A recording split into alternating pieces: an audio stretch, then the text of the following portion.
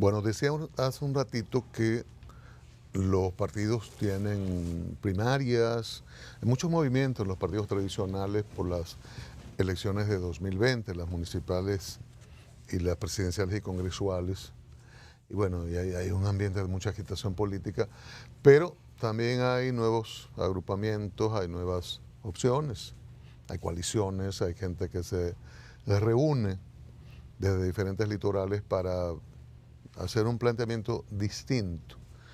En este orden se inscribe Manuel Valdés y la coalición por la esperanza, que tiene una aspiración para el año próximo, para 2020. Y vamos a conocer quién es Manuel Valdés. Él es cristiano, pero ¿de dónde viene? ¿Por qué involucrarse en las durezas de la política? En fin, buenos días, bienvenido. Buenos días, Cristian. Buenos días, es un gran honor estar aquí en su programa. Le hemos dado seguimiento a su trabajo profesional por muchos años. Es usted un apóstol de las comunicaciones. Gracias, gracias. Un resumen de su formación profesional, pero breve, y luego de su condición de cristiano. Bueno, primeramente parte de la fortaleza de conocimiento nuestra está en el campo de fe. Yo soy doctor en divinidades, doctor en ciencias teológicas ministeriales, un PhD. Estudié en Estados Unidos, estudié economía, comunicación, relaciones internacionales y estoy desarrollando la carrera de Derecho. ¿Usted se congrega en la Asamblea de Dios? Milito con las Asambleas de Dios. Me organicé con ellos en Estados Unidos y aquí concurro a la congregación Hermanos Unidos en Cristo, en Villa Francisca. ¿Y por qué si la política, quienes cuestionan la política dicen que es sucia, que se hacen cosas muy feas, por qué en vez de quedarse con la gente de la iglesia, reuniendo con trabajos de fe y conduciendo al rebaño por los caminos adecuados, meterse en estas durezas de la política y en estas grandes confrontaciones? Decía Charles de Gaulle que la política es algo tan serio que no se la deberíamos dejar solamente a los políticos. En la República Dominicana, triste y desafortunadamente, se la hemos dejado a los malos políticos, a una impresión social ciudadana que no refleja los intereses nacionales. En tal virtud, la política como oficio se ha hecho una profesión de maleantes con intencionalidad, para excluir del espacio político a toda persona que tenga valores éticos, valores morales, y asumir eso, que la política es una profesión de durezas, de suciedad, y es verdad. Pero yo más bien pienso que no es la política per se, sino los políticos, el ejercicio político.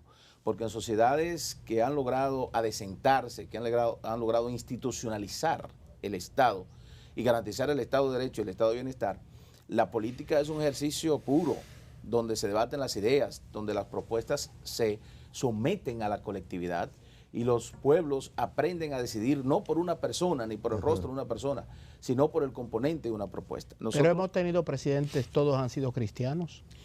Bueno, es que una cosa es el cristiano nominal o el cristiano profesante y otra cosa es el que encarna los valores de fe. ¿Cuál es la diferencia? La diferencia es que una cosa es confesar al Señor con la boca y otra cosa es vivir expresamente los valores del reino de Dios. ¿Y por qué, no sé, vamos a brindar un café Santo Domingo? Café Santo Domingo.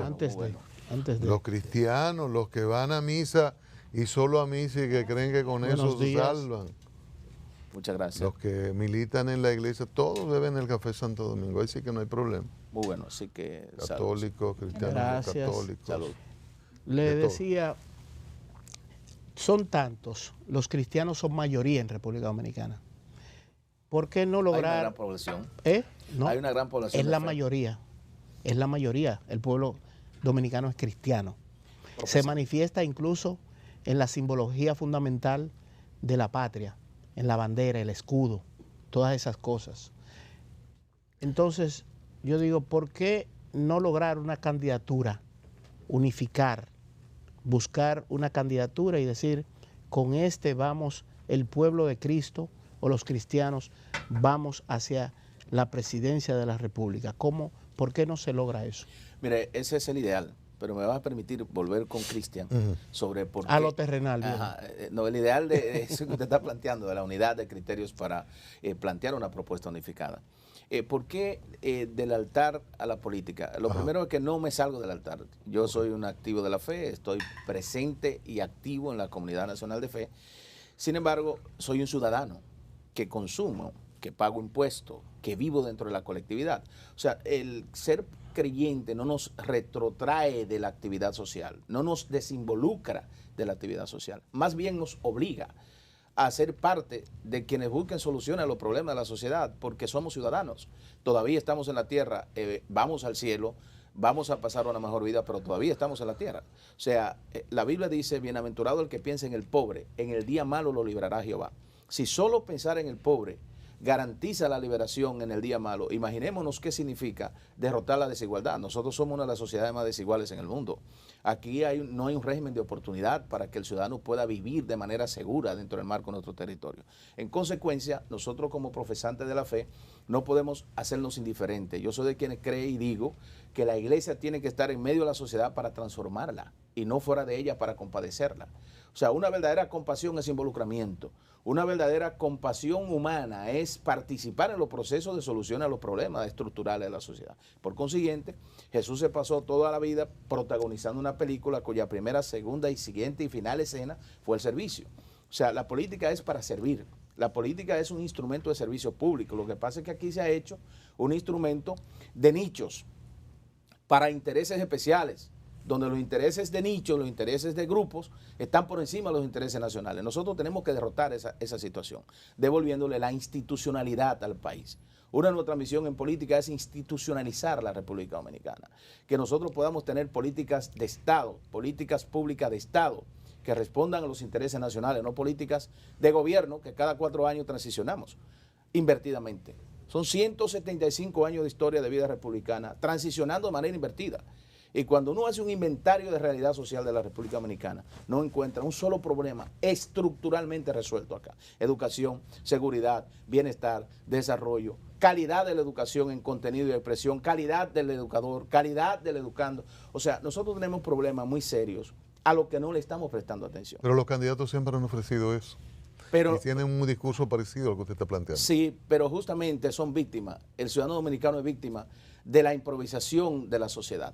Cuando usted decía de por qué no se puede unificar los evangélicos, no nos hemos puesto ni siquiera de acuerdo para evangelizar la nación dominicana, porque las expresiones de fe van en contraposición a los intereses del reino de Dios. Hemos tenido uno de mis libros, soy autor de 88 libros, tengo 20 libros publicados.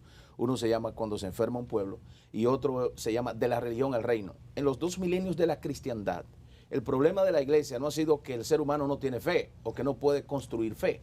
Ha sido que hemos tenido más personas al servicio de la religión y de la religiosidad y del espiritualismo que al servicio de la espiritualidad y de la vida moral de los pueblos. Entonces, por eso ha sido difícil. Afortunadamente se está madurando a la comunidad nacional. Y si algún cristiano ignorante, de la más bajo, dijese, ¿de dónde sale la autoridad con la que usted habla para juzgar a los demás? No, es que yo no estoy juzgando a los demás, estoy juzgando al Pero, o sea, usted, por ejemplo, cuestiona esas cosas, de que ha habido más dedicación a cuestiones que no realmente van dirigidas a la salvación dentro de un mundo más justo. Hablo con conocimiento de causa, tengo 34 años de vida de fe, he vivido en el espectro de mi pueblo, o sea, no soy un advenedizo en materia de fe. Conozco la realidad de fe, conozco la espiritualidad, conozco el espiritualismo, conozco lo que es la naturaleza humana, lo que es el diseño de Dios para la vida humana, como autor y teólogo de envergadura internacional, casi global, o sea, hablo con conocimiento de causa. Me llama la atención y me merece respeto a su figura, el hecho de que usted tenga la oportunidad de estar en otro lugar, geográficamente. Conozco, digamos, 450 ciudades en el mundo. Entonces, me llama la atención que usted decide quedarse aquí con tantas precariedades y dificultades, viviendo o sufriendo estas cosas, esas carencias propias de sociedades como las nuestras, cuando pudiera decir, bueno, me quedo predicando la palabra en otro lugar, en Estados Unidos, en Europa, en cualquier parte, donde haya mejor situación. ¿Por qué un hombre del nivel suyo, de su formación, de su convencimiento, porque habla con mucha vehemencia sobre esos criterios y conceptos religiosos y de la fe, ¿por qué decide quedarse en República Dominicana y qué tiempo ya tiene su ministerio en República Dominicana? Es un deber histórico que nos llama. Y como tal, el sentido común es el menos común de los sentidos y en la República Dominicana se vive menos en comunidad que en cualquier otra parte del mundo. Hemos perdido eso. Hemos perdido el sentido común, el sentido de misión individual y de misión social. En mi caso, pertenecer a la comunidad de fe me permite desarrollar un grado de sensibilidad humana que me identifico con las grandes mayorías, que me identifico con el sufrimiento de mi pueblo. O sea, como usted dice, y gracias por decirlo, hemos recibido reconocimiento de más de 14 estados de la nación americana, de Israel, de otra parte del mundo, de Centroamérica, países de Sudamérica. Hemos recibido reconocimiento de entidades y corporaciones globales. Sin embargo, me duele mi país. Estoy aquí porque me duele la República Dominicana. Estoy aquí porque aquí hay más de 800,000 ancianos marginados sin ningún tipo de apoyo, de protección de nadie, ni del Estado, ni de sus familiares, que no tienen, que son ciudadanos de segunda clase, abandonados a merced de la desgracia y la tragedia humana, de la indiferencia social del Estado. Aquí tenemos una juventud desesperanzada. Aquí el joven se gradúa, hace un esfuerzo por ir a obtener un conocimiento promedio, a muchos sacrificios, se gradúa y no encuentra el primer empleo. O sea, estamos hablando de que nosotros tenemos problemas a los que hay que marcharle de frente. Por eso, en las próximas elecciones, para puntualizar su pregunta, lo que está en juego no es quién gane la presidencia de la República Dominicana. Y obviamente trabajamos para ser nosotros, como equipo, como un equipo de liderazgo. No es quién gane la presidencia, es cuánto va a perder la República Dominicana en las próximas elecciones, donde está en juego no solamente unas elecciones, sino un destino de un pueblo. Es el destino de un pueblo. Es que perdemos la República en el 2020 si no se rediseña el esquema de liderazgo nacional.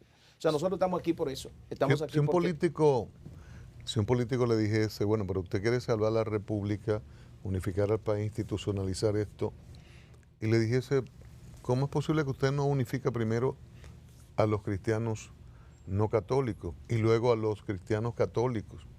O sea, ¿cómo, si un político le dijera tradicional, cómo es que usted quiere unificar la nación si no puede unificar parte de sus segmentos?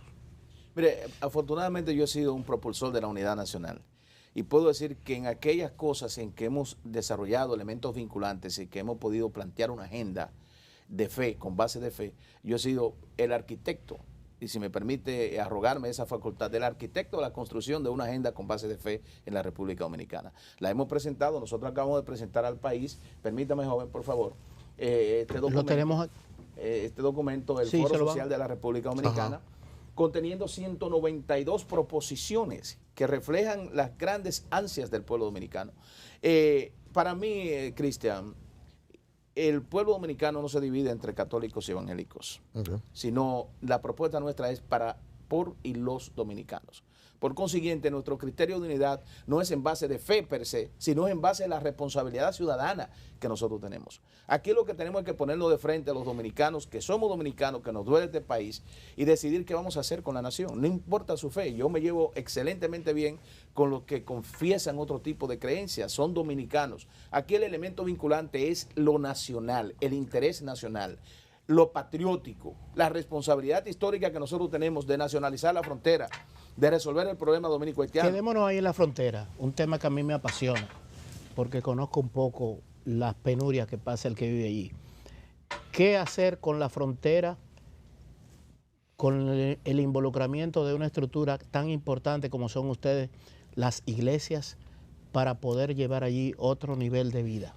¿Qué usted tiene? Los ciudadanos, la seguridad es un asunto de todos. O sea, no es un asunto solamente ni del gobierno ni de las iglesias como tales. Las iglesias trabajan con el asunto del alma. O sea, a la comunidad de fe no se le puede pedir que vaya a proteger la frontera con armas. Por ejemplo, si aquí se hiciera un muro, hay que cazar como paloma, porque nosotros tendríamos nuestro propio problema, nuestra propia franja de Gaza, nuestro propio problema palestino, acá. Y de hecho lo tenemos, en la práctica lo tenemos, porque es un pueblo haitiano que entiende y cree que la República Dominicana le pertenece. Y que son seres humanos. Que son seres humanos, pero que su tragedia de 215 años de historia, que fue en el 1804, el 1 de enero de 1804, cuando Haití logra su independencia de Francia, y que esa independencia fue sobre la base de un baño de sangre denominada la Noche de los Cuchillos, Sí. donde ellos juran su independencia sobre la base de un baño de sangre, que todo el que fuera mulato hacia arriba lo degollaron. Entonces, esos 215 años de historia le ha permitido a ellos tener no un Estado fallido, ni siquiera un país, es una masa humana que vive en un territorio completamente Una desertificado. nación. ¿Cómo lo enfocamos nosotros? ¿Cómo lo enfrentamos? Bueno, lo primero que nosotros tenemos que generar políticas de fronteras integrales en la República Dominicana. O sea, el gobierno que vamos a encabezar planteará una política integral, no solamente hacia Haití. Nosotros tenemos en Haití nuestro primer nicho de presión social en materia de inmigración, pero aquí tenemos nosotros más de 46 nacionalidades convergiendo en la República Dominicana. 108 tenemos. 108 tenemos ya. Bueno, Es lo que yo sé. actualizado Aquí hay el de dato. Entonces, todo. nosotros tenemos 46, pero hay algunas que tienen un impacto importante en la sociedad dominicana, a nivel cultural, a nivel económico, el caso de la comunidad venezolana y otras nacionalidades. Los Entonces, chinos. Los chinos. Los estadounidenses. Que estamos perdiendo Los italianos. esa jurisdicción administrativa del país porque no tenemos una política integral de inmigración. ¿Qué haríamos nosotros en el gobierno? Una política integral de inmigración que nos permita a nosotros nacionalizar la frontera, que nos permita a nosotros nacionalizar la producción en la frontera, que nos permita a nosotros incorporar al campesino, al labrador de Zafrana, de Jimaní hasta Dajabón, vivir. Hay un éxodo forzoso de esos dominicanos de la línea fronteriza que están siendo expulsados porque una vez cosechan el producto de la tierra, no les alcanza para vivir. Están abandonando de manera natural la tierra para buscar oportunidad y van a los cascos urbanos a crear cinturones de miseria. Pero esas tierras que quedan abandonadas las están poblando los haitianos, le están tomando los haitianos. Estamos perdiendo el país y a eso no se le está prestando atención. Se está hablando de reformar la Constitución cuando aquí lo que tenemos es una reforma social integral de la República Dominicana. O perdemos el país. Son 4 millones de haitianos que tenemos aquí como un caballo de Troya dentro. 4 millones. O más. ¿Quién lo contó? Bueno, hay que ir. Eso no es el ojo por ciento. No, el ojo por ciento da una lógica. El ojo por ciento da una lógica. Yo estuve en Haití a raíz del terremoto 3 veces. Fuimos encabezando un equipo técnico de apoyo y de asistencia al problema haitiano. Y nos encontramos que Haití no tuvo una tragedia. Haití es una tragedia. Y una de las problemáticas que tiene Haití es que no tiene un marco estadístico. Porque no tienen una política sanitaria, control sanitario, control de natalidad. Ellos no manejan estadística social. Cuando las Naciones Unidas dice que fueron 320,000 los que murieron en el terremoto, esos son estadísticas de guerras, que se llaman estadísticas colaterales, de guerras que trabajan con el factor X, el factor 10. O sea que allí murió, yo digo, más de 700,000 personas. Hasta el cardenal murió. En mis cálculos, porque yo estuve ahí, eso fue completamente deshecho. Si usted aspira a ser presidente, necesita una plataforma. Social y electoral, la tenemos. Y estamos trabajando con electoral, eso. ¿cuál es su estructura? Si usted cumple con la ley de partidos de la ley electoral. Oiga, me ha gustado el café, Cristian. Muy bueno. Claro, muy siga, bueno. siga bebiendo café. Si usted cumple con esos requerimientos que son necesarios e imprescindibles para presentarse a elecciones. Mire, nosotros tenemos un partido en formación. En el 2012 nosotros presentamos un expediente por ante la Junta Central Electoral a nombre del Partido Nueva Generación. Afortunadamente pudimos cumplir con los requisitos de ley en ese momento a nivel de presentar un expediente completo, pero triste y desafortunadamente la democracia que tenemos aquí, que es una democracia de palacio, no es una democracia de las ideas, no es una democracia de la ley, consideró que 8 organizaciones que habíamos cumplido, entre las cuales estaba Quinta República, el Partido Nueva Generación y otras, no eran objeto de reconocimiento, no fuimos objeto de reconocimiento. Sin embargo, nosotros procedimos a crear una gran coalición de movimientos que hoy se agrupa en la Coalición de la Esperanza. Son 37 organizaciones de base comunitaria, social, cívica. Ahí está el Movimiento Amigos de la Patria, que funciona en los Estados Unidos y acá, que lo creamos también. Y tenemos detrás de todo eso un partido político que en su momento le vamos a decir al país cuál es, que es el que está soportando las candidaturas que nosotros vamos a ¿Tiene hacer. reconocimiento? Diga. ¿Tiene reconocimiento ese Sí. partido? La posición Mi suya. partido no está reconocido, como le explico. Pero ese partido. Pero ese partido sí está, junto a otras organizaciones también reconocidas, que estamos ya en un buen nivel de entendimiento. ¿Cuál es ese partido? En su momento se lo vamos a presentar al ¿Cuál país. es la posición suya y de sus seguidores frente a lo que se ha estado debatiendo de una posible reforma constitucional que pudiera permitir repostulación y o habilitación del presidente Danilo Opuesto, Medina? absolutamente opuesto. Porque la Constitución no debe ser el capricho de un presidente, ni que fuera yo. O sea, ninguna persona puede estar por encima del imperio de la ley. La ley nos debe obligar a todos. La Constitución no debe ser para responder al interés político de un candidato o de un presidente. Tiene que responder al interés nacional. Yo creo una reforma constitucional integral, estructural, mediante una asamblea constituyente popular. ¿Cuál es el modelo de presidencialismo, de cómo el gobierno debe ser el presidente? ¿Una vez, Para dos siempre. veces? ¿Cuánto? ¿O abierto? ¿Cómo debe ser? Que el pueblo decida. Bueno, el gobierno abierto desde el punto de vista de la concesión europea es un gobierno de representación popular, un gobierno con participación ciudadana, un gobierno con rendición de cuentas y con régimen de consecuencias. Eso es un gobierno abierto desde lo que es la filosofía de la Me concesión. refiero a la posibilidad del presidente presentarse varias veces. El modelo americano es bueno. El modelo americano. 2 y ya. 2 periodos y ya. Porque mire, en un régimen como el Yo nuestro, creo que Donald Trump la va a reformar la Constitución en Estados Unidos para un tercero. hay que ver, porque estamos viendo tantas cosas en el sistema americano y esas coyunturas que se están presentando a nivel de la geopolítica. Pero bueno, nos importa lo que nosotros tenemos acá. 2 periodos, yo creo que es suficiente para nosotros sacar adelante una propuesta de país, de Estado. Le voy a decir por qué. Aquí no somos 50 estados, ni 320 millones de personas, no somos India con 1.300 millones, ni China con casi 1.500 millones, Bangladesh, no somos un gigante de población, Brasil, México. Somos 48.448 kilómetros cuadrados y que tenemos 32 provincias, 158 municipios y 235 distritos electorales. Aquí somos un país pequeño, con 50 o más artículos a favor del presidente. No es verdad que en 4 años no se puede organizar la República Dominicana. Doctor. No es verdad. Muchísimas gracias. Honrado, Cristian. Le damos a desear Yo suerte creo que le dimos en poco este tiempo. esfuerzo. Con este hombre se puede hablar tanto Sí, tiempo. sí. Tenemos que leer la lectura de la Biblia en las escuelas, las 3 causales, todo eso, pero eso será en otro momento. Muy honrado de estar aquí con ustedes, señores. Muchísimas gracias. Nos vamos a ver en otro momento. El doctor Manuel Valdés, Coalición de la Esperanza, aspirante presidencial para 2020. Reiteramos las gracias al doctor Valdés, a ustedes y mañana de nuevo aquí en Diario.